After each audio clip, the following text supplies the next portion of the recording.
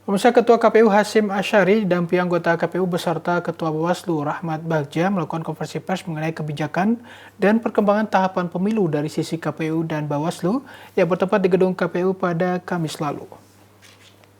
Assalamualaikum warahmatullahi wabarakatuh.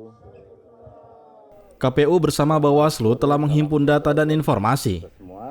Hal ini terkait adanya tempat pemungutan suara atau TPS yang berpeluang dilakukan pemungutan suara ulang atau PSU di sejumlah daerah. Hasyim menjelaskan bahwa PSU bisa dilakukan dengan adanya rekomendasi dari Panitia Pemilu tingkat kecamatan atau Panwascam. Rekomendasi itu nantinya akan dilakukan secara berjenjang hingga diputuskan oleh tingkat KPU kabupaten kota. Provinsi atau masing-masing dapil. Nah, sehubungan dengan itu, diantaranya beberapa hal yang perlu kami sampaikan.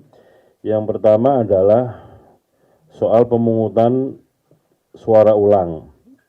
Sebagaimana yang kami sampaikan tadi malam, kami masih menghimpun laporan-laporan dari KPU Provinsi, KPU Kabupaten Kota, sehubungan dengan situasi-situasi yang dapat menjadi alasan dilakukannya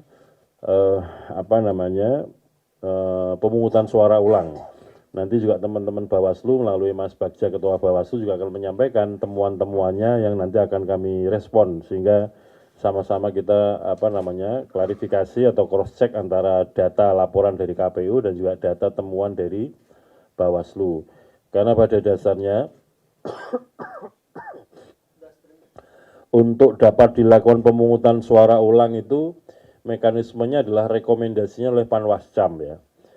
Panwascam yang bekerja ruang lingkupnya ada TPS yang potensial dilakukan pemungutan suara ulang.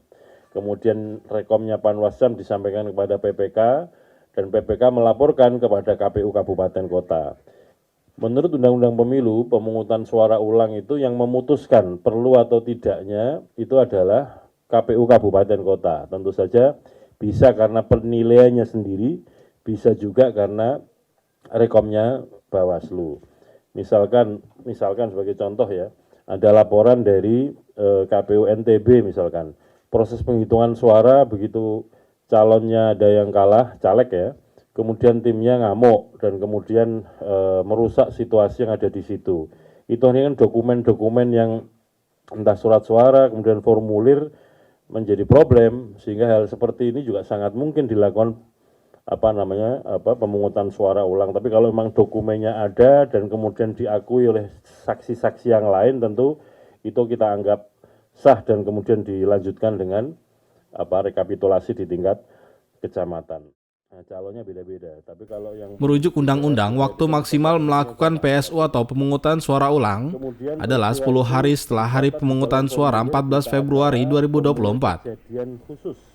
Sementara faktor penyebab PSU bisa berbeda-beda setiap TPS, seperti halnya bencana alam atau faktor keamanan yang harus mendapat rekomendasi pihak keamanan terkait waktu aman untuk dilakukan PSU. yang keempat, pemungutan suara Yusrina Nurul memberitakan dari Jakarta.